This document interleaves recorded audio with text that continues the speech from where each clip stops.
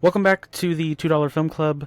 I hope you guys are having a wonderful day, free of invisible sex demons and interdimensional clowns, monsters the likes of which would cause you emotional distress. But today we are back with a horror gem. We're talking about David Robert Mitchell's It Follows from 2015. If you're not aware, he has a new movie coming out. At the time of the recording, it's coming out on Friday, but by the time the episode comes out, it'll have been the previous Friday. But that's called The End of Oak Street, starring Anne Hathaway, hot off success with The Devil Wears Prada 2 and The Odyssey, as well as Obi-Wan Kenobi himself, Ewan McGregor. The movie looks interesting. I've been seeing a lot of marketing stuff, promotional materials for it. It looks good. I just want a good dinosaur movie, bro. And I know that's like too much to ask But for. bro, we got Jurassic World Dominion the other year. Dude, don't even start me about Gareth Edwards leaving that for That's creative hilarious. differences That when is there was pretty nothing hilarious. creative about Rebirth whatsoever. There was one thing creative about that movie, and it was in the first 5 minutes and the last 5 minutes of the movie. But it was all over the marketing for some It was reason. literally just a giant-sized testicle with arms and legs walking Pretty much. around. Pretty much. But I didn't realize Odyssey broke $1 billion and it's at Oh yeah, yeah. 1.1, which is pretty That's pretty cool. good. Tom Holland's having a nice summer. Zendaya too. Fucking And Robert dude. Pattinson. He's still got Dune coming out. And they still got Dune at the end of the year, bro. Yeah. That's crazy. I Dune don't in know. prime time. Sorry, I just looked that up because I was curious and I'm like, oh shit. But yeah, we're here talking about what's his name's, is this his first film it It's follows? second. Second film, okay. Yeah. He directed another movie before this. I'm trying to remember the name. Hold on. The Myth of the American Sleepover. It's a 2010 American coming of age comedy drama. Nothing like any of the other three movies he's made. Yeah, his filmography is kind of all over the place, especially Well, he only after has four watching this. movies. No, but my point is they're all so kind of different from each other that Yeah. like I'll tell you right now, seeing the Oak Street trailer, and this is, I know this is your first watch, but this is also my first watch of It Follows. So I I could have don't know swore you what told me his, you'd seen this before. bro, I've never seen this movie. I've only ever seen like the highlight clips you see through social media when people are overhyping it, you know. I'm just gonna start saying that now, overhyping it, because spoiler alert, I think it's more of my disappointment of what I thought this movie was going into it than what Hmm. it turned out to be. And I said this to you when we first jumped on the call because I think the biggest thing for me is I I hate to do like the comparison game, but the whole time I was watching this, I kept thinking of a obsession the entire time, That's funny. and this, and I just wanted It Follows to be a much more well-rounded story about the sex demon, and I'm not talking about going into it, but like the themes of sex, sexuality, not preteens, but I think she's supposed to be like 18, 19 in this I movie. think they're college students. Yeah, I think they're college students, which is funny because they all look kind of 14 in this movie. So Yeah, they do look kind of young. when someone said that, like it kind of took me off guard. And like no one's bad in this. It was just like a weird casting once I finally realized once what the movie was with a bunch of college students. But I was really expecting more of a essay, sexual diseases, kind of a mixed thematic Hmm. thing with abuse, more different types of abuse that are home, which I, to me, the film didn't feel like it really was saying much of anything, and that was my biggest thing is I think a lot of people talk about this like it's the next coming of God when it comes to these horror films that are talking about these heavy themes, but at the same time are trying to like say something through the views of horror. But I don't think the film does any of that. I think like what I was saying to you before, it kind of falls under generic horror ideas and concepts, which is something that just kind of took me by surprise with how many boring and ununique jump scares that I was expecting throughout the movie to happen. And like I know it's 2013, but at the same time I feel like this is when that new wave of real what did they call it in Scream 5? Well, like the A24 type of horror.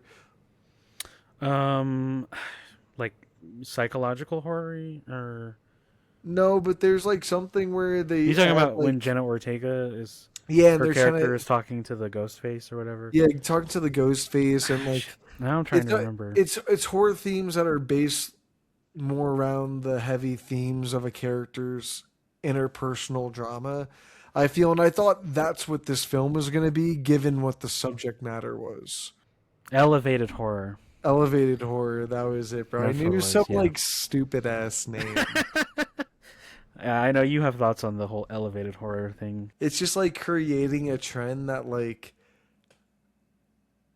was there but really wasn't at the same time.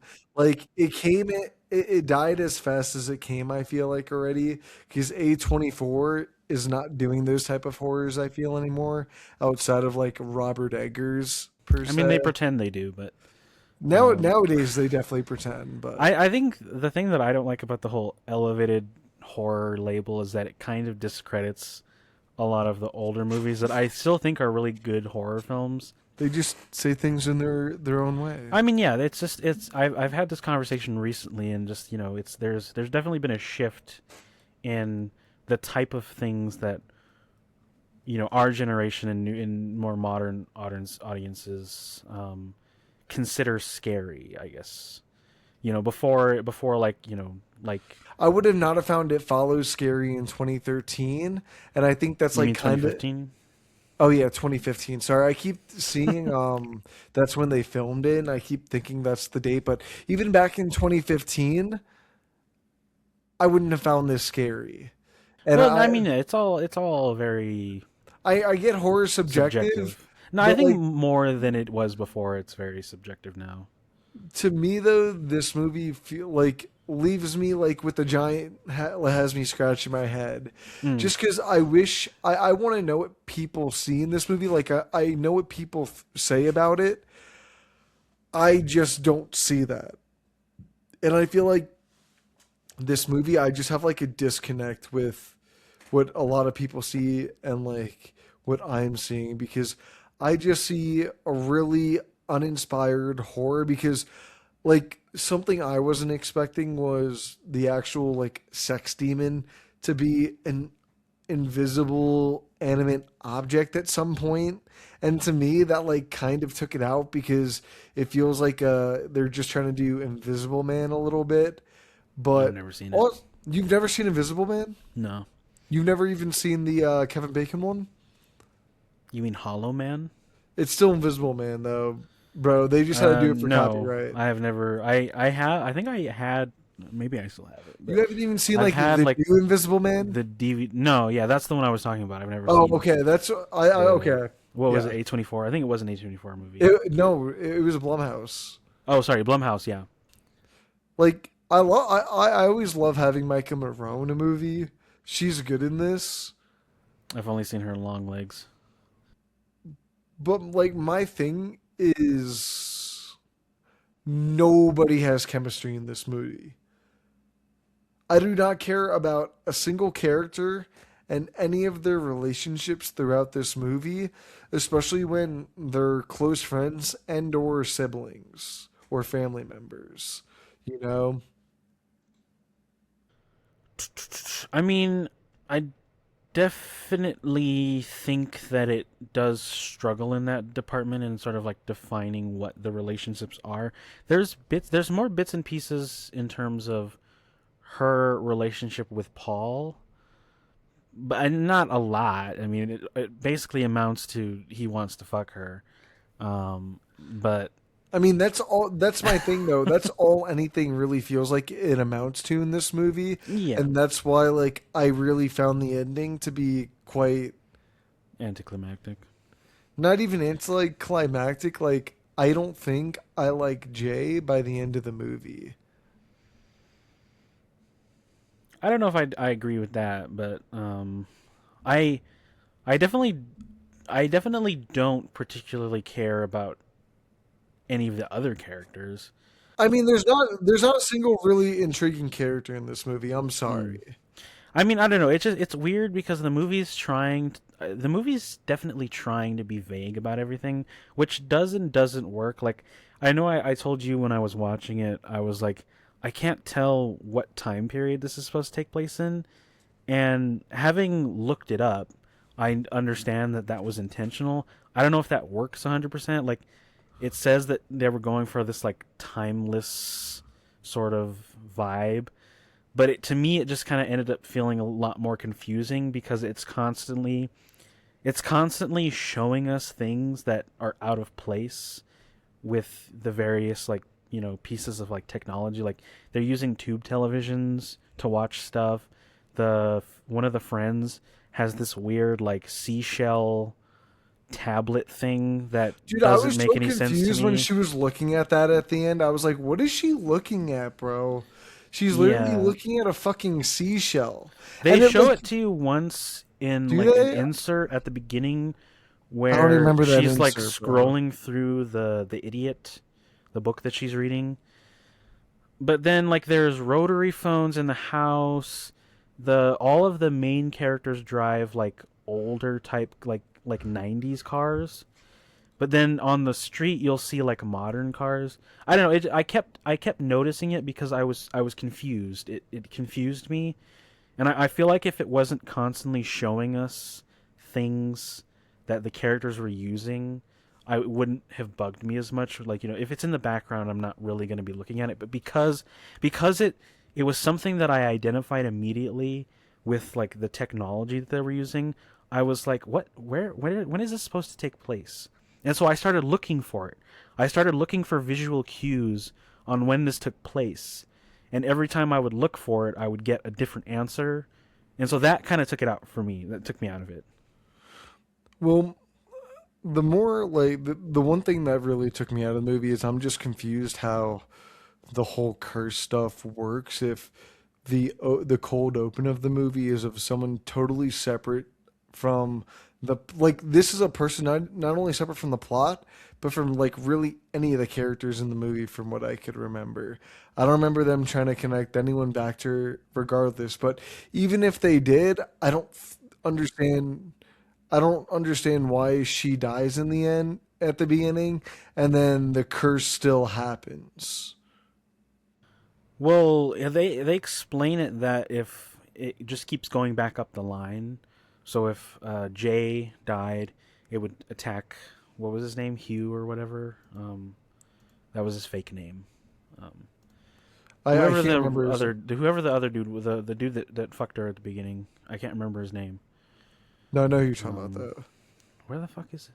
Jeff. His real name is Jeff. Sorry. My name Jeff. Um, anyways, so yeah, he explains that if it kills her, it goes for him. So I'm assuming that the other girl was somewhere down the line from him, whether it was the person that he had sex with before Jay, or maybe this person that whoever gave it to her had sex with her, um, like after Jeff, if that makes sense. Like someone further down the line from Jeff had sex with her. So that's just what I assumed. Like it doesn't explain Wait, it. I don't so think it can needs to, but so does the demon STD STI? I was under the impression you can only pass it on to one person and not multiple. Because yeah, from that's what what I'm saying. So okay, the way I'm you said it made I'm me think assuming that he's passing it on to multiple, but they well, say I think you you can't. can cast because Well, they say you she can't. no That's like what I'm trying to no, say. what I'm saying is you can't pass it on to two people at the same time. So whoever No, I got you can only pass it on if you want to get rid of it.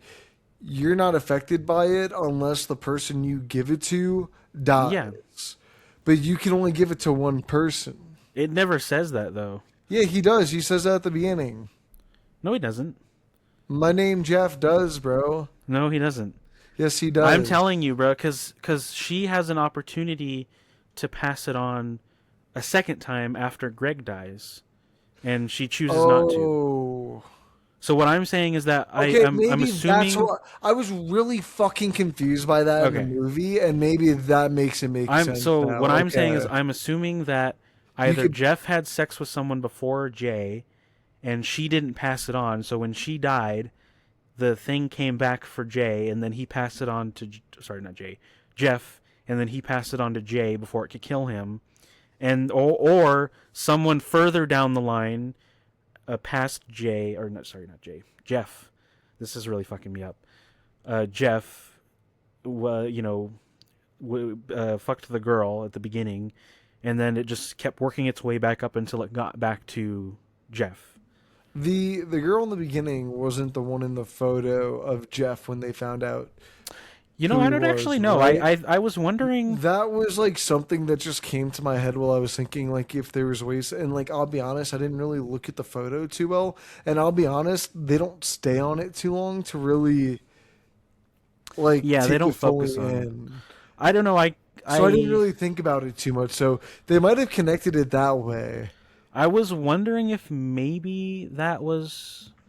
I don't know because he implies that he got it after he had already gotten out of high school because he said he went to a bar, and then that Yeah. girl is a picture from high school. So I don't know. I'm really not sure. Um, but Yeah, sounds about right. so that's the I didn't think that was necessarily confusing. I don't think they needed to go out of their way to explain. It's really just to set up that Well, no, something dude, is I thought it wrong. was just a one person thing that you just keep passing it down the line.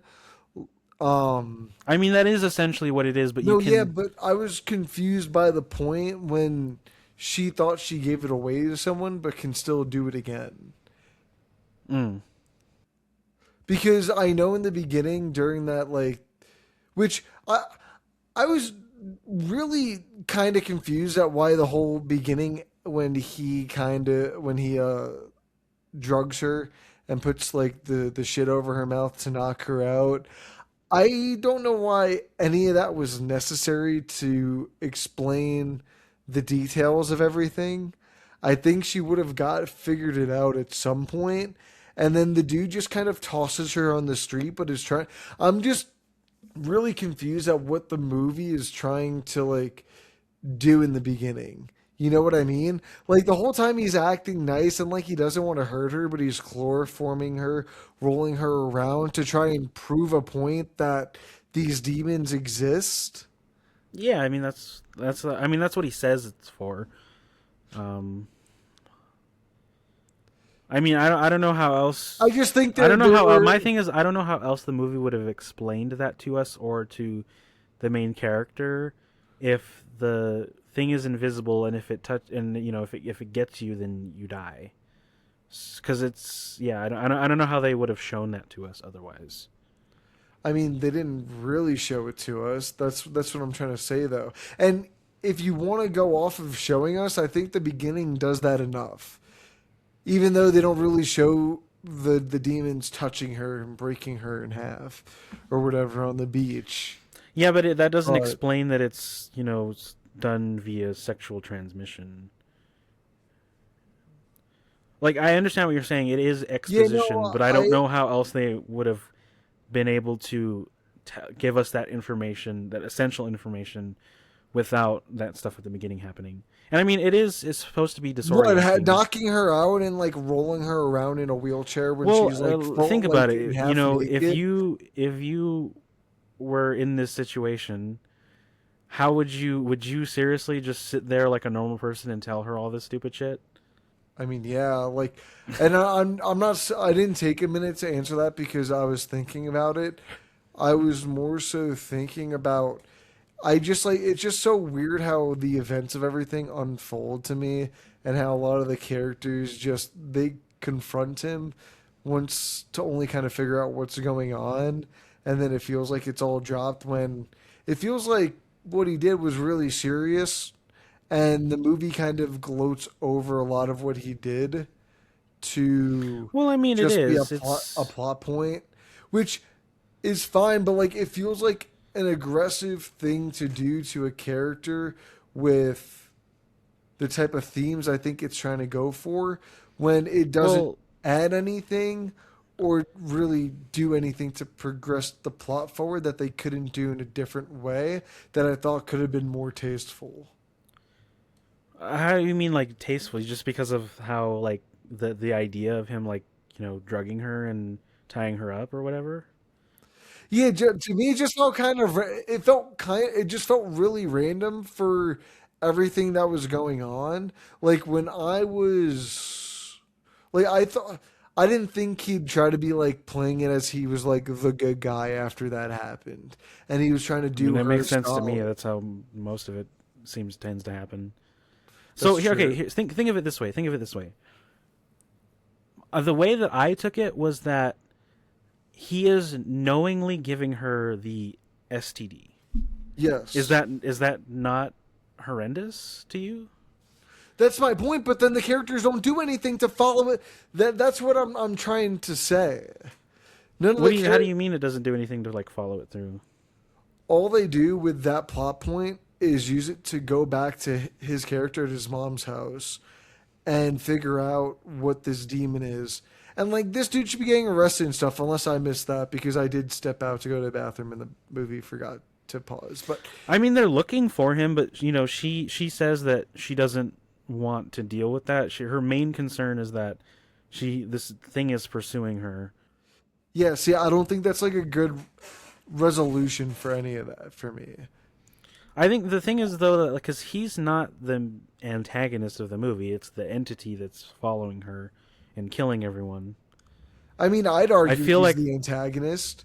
He's a guy that gave her something and dipped without saying anything, and then just fucking goes AWOL and never comes back. And they just stop caring about it. Like I'm not saying get revenge. Like I feel like my last concern in that situation would be bringing him to justice, or whoever was the one that gave it to me, hypothetically. I feel like the main concern is that this thing is chasing me and it's gonna fucking kill me eventually. so, get that bitch ass arrested And while obviously, I'm like for figuring it out, her, bro. like one of the main points of the movie is her.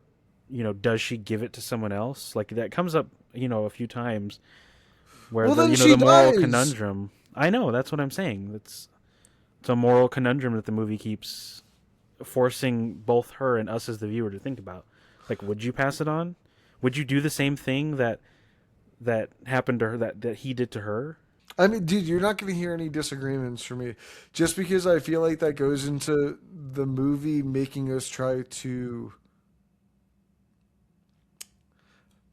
not relate, but associate in some regard to Jeff and why he did it, which I don't think should be the case at all for what I think he does and what I thought the movie was going to try to do with the situation because I don't think the movie goes much further in terms of oh he's a bad guy because he gave her an STI in the kid the argument right Mm-hmm. for here um and then dips with no consequences outside oh we're looking for him.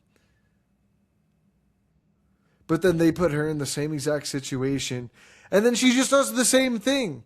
I think maybe I'm also a little bit harsh on this because I'm afraid of what they're gonna follow this up with in the sequel, knowing there is a sequel with all the same people, including Micah Monroe coming back. I'm afraid they're gonna somehow make the ending of this not worse in the sense that it doesn't work for its own individual movie. I just think they're going to make it feel really weird and awkward with all the sexual assault, the sexual violence, and the multiple, like, giving people stuff without telling. Like, after watching it, I'm more cautious about what they could do with a follow up to this. And I think there's many ways they could screw it up. And I think maybe that's why I'm a little bit more adherent coming out of this movie for the first time because these are like, especially in, what's the gap? 2014, 2015 12 years. Are you sure? Wikipedia said 2014. for the release date. Yeah.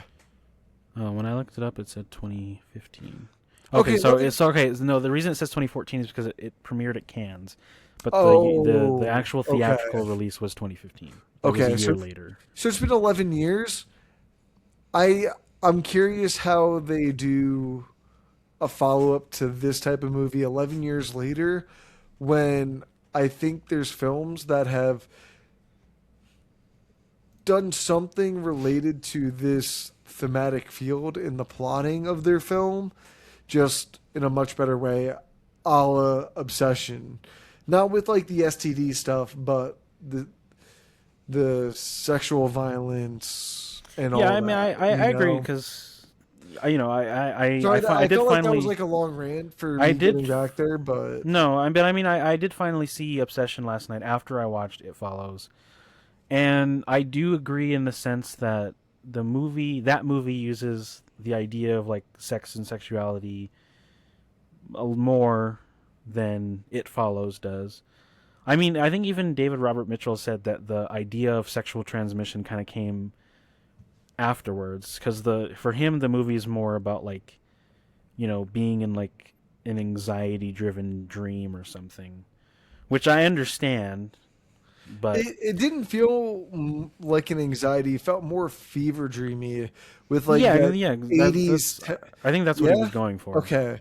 Because like that's the one thing I actually really did like about the movie is like the 80s techno Mike I feel like Myers it's less synthy. 80s than it is like I don't know if 90s 2000s. you think, That's the what I got from it. because all the influence like George A. Romero Oh, and and John Carpenter. John Carpenter are a bunch of 80s figures. So to me, like that's why I'm just like kind of throwing in the 80s. And when I heard it, I mean, I said this to you. I'm like, damn, dude. I felt like a lot of John Carpenter more so than George A. Romero in the soundtrack. But I think that's what really gave the scenes texture for me outside of like some of the atmosphere from the lighting and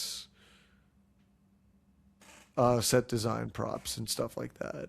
Yeah, yeah, I agree with that. Yeah, I don't know. I mean, I don't know. I'm I just definitely think disappointed. it's no. I understand that. I do think you're being a little too harsh on it. I mean, I understand what you're saying in terms of. I think the idea of it being an STD isn't focused on as much, and I do think the movie should have chosen more that route. But I think I think there's enough there for me to find it mostly satisfying story. I think my main thing is just how vague it is with like the timeline and the characters' relationships with each other. Like it ending with her sleeping with Paul felt very awkward to me because they have one like scene where they're truly interacting and bonding with each other, and then the rest of the movie is it cuts to him sort of like looking upset when she's interacting with any other guy, and that kind of annoyed me. It didn't to me it didn't really feel like they actually had feelings for each other. It felt like they wanted to fuck each other. Well, it felt like he wanted to fuck her, and she I just think she wrecked. wanted to fuck him too No, because I definitely didn't think she wanted to fuck him. I think she just kind of saw the chance to give the demon off and like give herself more chances. Like to me, when they were holding hands at the end, she did not look happy. she doesn't look happy the entire movie though. So I feel That's like my that's point, though. And the only time she's looked happy is with the two other guys. I don't know. I mean, Unironically, I liked the scene between them before the first attack when she comes into the living room and they start reminiscing, I guess. And I liked the stuff that it set up true. with her them being like, "Oh, you were my first kiss," and then her being like, "Oh, but then you kissed so and so or whatever." Like I liked that stuff, but that's the stuff where I felt like the movie didn't do anything with it because it has no bearing on their relationship for the rest of it. him being upset that she fucked the other dude, and that was it. Um, the one thing that like confused me as to like why they didn't go deeper into it was, if I remember correctly, at the beginning, Jeff explains that the demon is trying to mimic someone that like slash trust, and uses that as like a way to get to you. Mm, But the film never bothers to go deeper into like who the forms are that the demon decides to take on to help us understand, um, like how it operates. not only how it operates, but who Jay is as a character. Because I thought that was a way to really help us understand who she is. Because I feel like I struggled, like this goes for every character though too, not just hers. I just really struggled to connect to most of the characters because I just didn't understand them, and or I didn't relate to them. Even at the time of this movie coming out, I still don't think I would have felt that way, which would Mm, have been close to their age, you know? yeah. Um.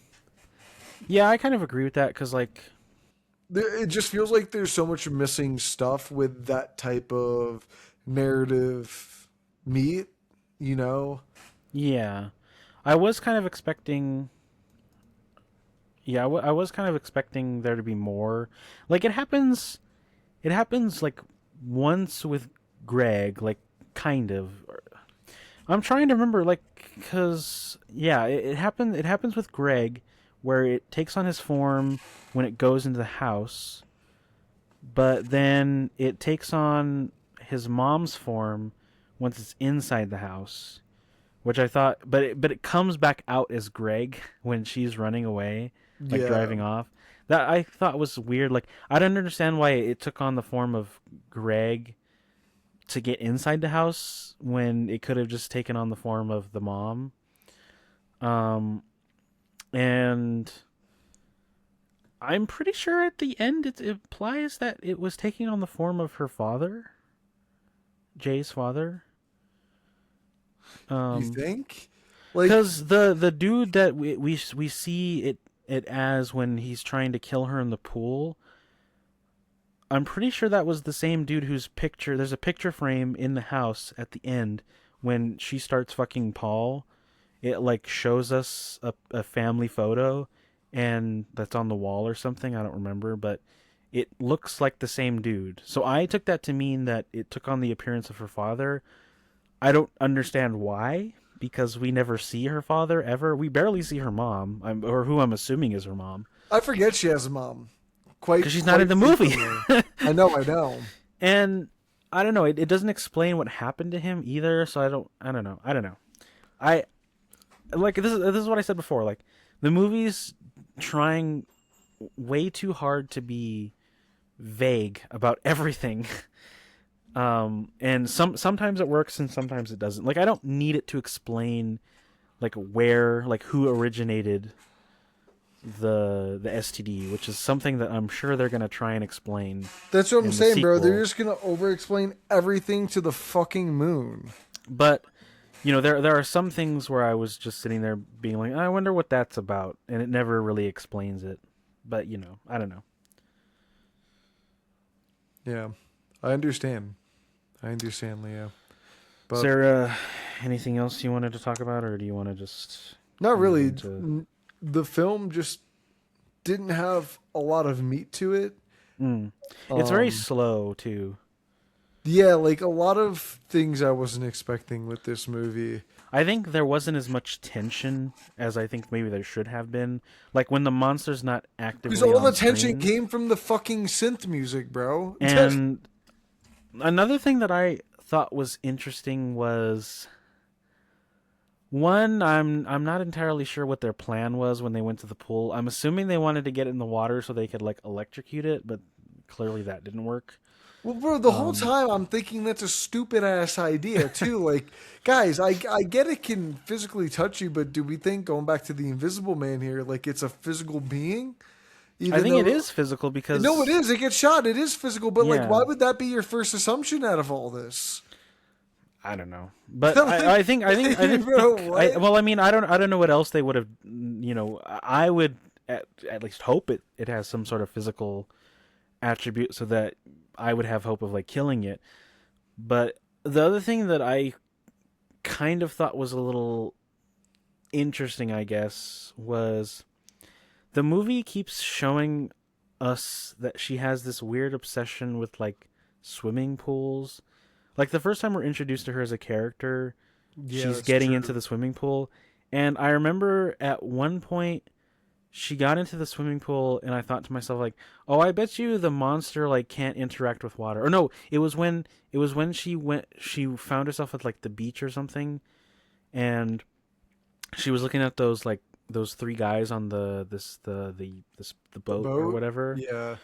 and I was because she had fallen asleep, and I thought that was pretty dumb because I mean I don't know how far she went away from her house, but didn't necessarily explain it, and I'm assuming she got you know her 8 hours of sleep on the hood of that car, which even if you're walking, probably would have been enough to get it a decent amount closer to her. But anyways, I remember thinking like, oh, I wonder if the thing's not going to be able to go in the water, and then that never came up. I remember when they went because they went to the pool. I was like, oh, this must be the answer to that question. The thing's not going to be able to get in water, and I genuinely thought that's what was happening because it refused to get in the water, and it was like throwing shit at her. And I was like, is this how they're going to defeat the thing? And then they just shot it, and I was like, oh, okay. That I did find a little disappointing. I was like, okay. So what was the whole what like why is she obsessed with swimming pools? Like what does that add to the story? Yeah, they lingered on that one shot way too long of like the swimming pool dried up with the giant hole in it. And Exactly. and I was sitting there like, what the fuck does this mean? And also, correct me if I'm wrong, but isn't there a part in the movie where so it's after she gets dropped back off at home when he gives it to her, and she's in the bathroom and she's like looking in the mirror and then she like looks at her body or whatever. Wasn't Oh, there and then someone outside of the window? I could have yeah, swore it was I a mean blink. I think something. There I was something out at the window. is that what happened? Yeah, like one of the entity demon threw like a ball at the window, and that's why she went over to it. No, I don't think this is that. I don't know, I could bro. have swore there was like something. Now I'm gonna have to pull it back up again. I think you're bugging out. I don't know. There were multiple times in the movie where they lingered on something and then it never came back, or they didn't explore it, which I thought was a strange way of editing the movie. Let's say, Yeah, no, I agree. I but it agree. doesn't help that the movie is so slow, and so like the Well, pacing because it doesn't wise. really build up to much of anything, and I think that's the thing that That's why I was bothers me. expecting something. Like there were multiple times in the movie where because of the slow pace, I was expecting there to be a build up to something more than them just randomly shooting at nothing. Um, anyways, Kids just go off into the school and start shooting the gun at fucking nothing.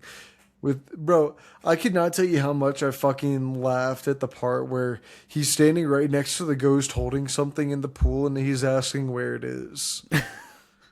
Like, bro, come on. Let's use our brains a little bit and take a guess. Like, I know, right? I don't know. I don't know. Just like I'm overall just kind of disappointed with this movie. I feel like this might go down as one of the most overhyped films I think I've ever watched of all time. And I think that's hard for me to meet like Yeah, this. you like the original Halloween That's what and I'm the remake. saying. Hey, to be fair, bro, those are the only real Halloween movies I like. I don't like any.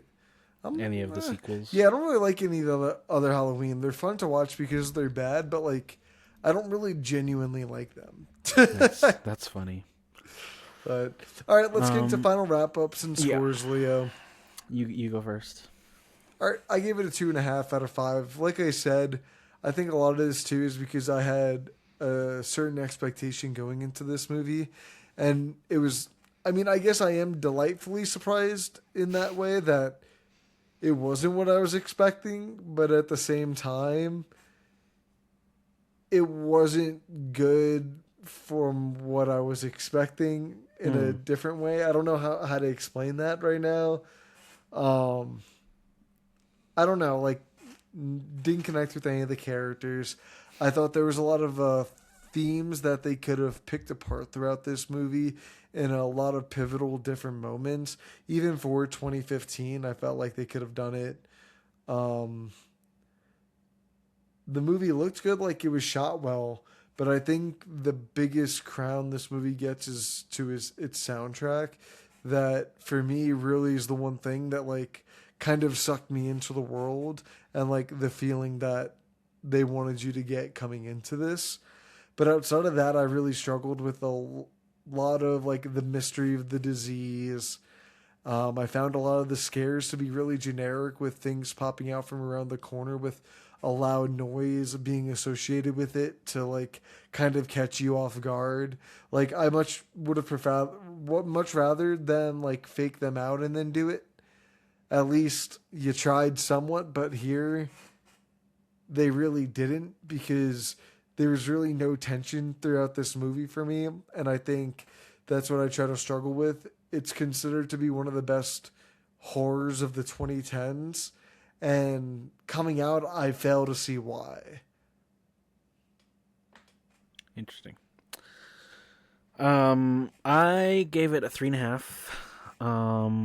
Bitch, did you not tell me you gave it like a I 4? changed it. I changed it. Ah, I mean, I was already on the fence about whether or not I truly wanted to give it a 4. sure. And I don't know, after I first watched it, I was like, yeah, 4. I thought it was good.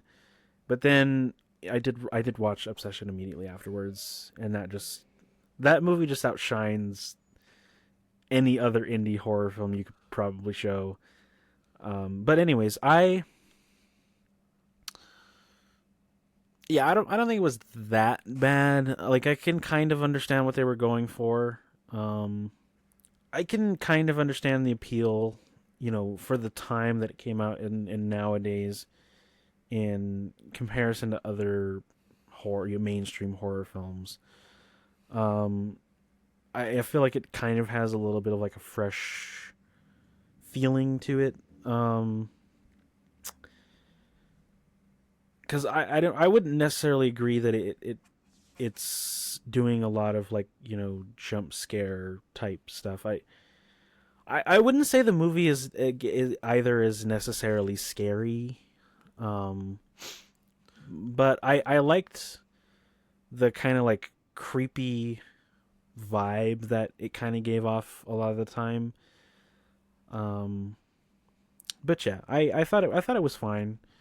Um, I thought it was entertaining at the least. I don't know how quickly I would return to it, but maybe like every once in a while if I just kind of want something different. Um, Maybe when I'm trying to change my opinion. but yeah, I'm good keeping it at a 3.5 for now. Um, but yeah, and now let us reveal what we are watching next. Wow, that So, was really anticlimactic. I don't remember. I know it has something to do with the director, but I don't remember why. Hold on. So next week we are looking at the recent remake of The Toxic Avenger, starring Peter Dinklage. And you might be wondering why we're talking about that movie, but the director has a new movie coming out called Idiots. It is coming out at the end of the month. So we're going to be talking about we are going to talk about Toxic Avenger. Um, I am a little excited for this because if you are or aren't aware, we previously covered the original Trauma film, The Toxic Avenger, which was a little bit of a roller coaster. I had fun with the movie. I thought it was an interesting, low budget superhero slash horror film. But yeah, so stay tuned for that. I know Ryan's seen it. I haven't. Actually haven't seen it yet. So I am very interested to see how different our takes are going to be on that movie. If you know I don't anything. think we'll be too far off, if I'll be honest. I don't know. You and me kind of tend to disagree a lot on some of these movies. If this movie is any Oh indication. no, but we tend to agree often. Often enough. Yeah, no, yeah. I mean, I feel like the movie would have to be like really, really bad or really, really good for us to like truly agree about something. Well, I can't wait for you to text me after you watch it. Or what, and be like, Just for first that was a general masterpiece. impressions. Yeah, yeah, yeah. Peter Dinklage just saved cinema, bro. With that said, sorry, Jesus Christ. My God, bro. With that said, we'll see you guys next time. Don't forget to like, share, and subscribe. If you're following us on any of our social media and whatnot, be sure to leave a comment. And yeah, see ya. Peace.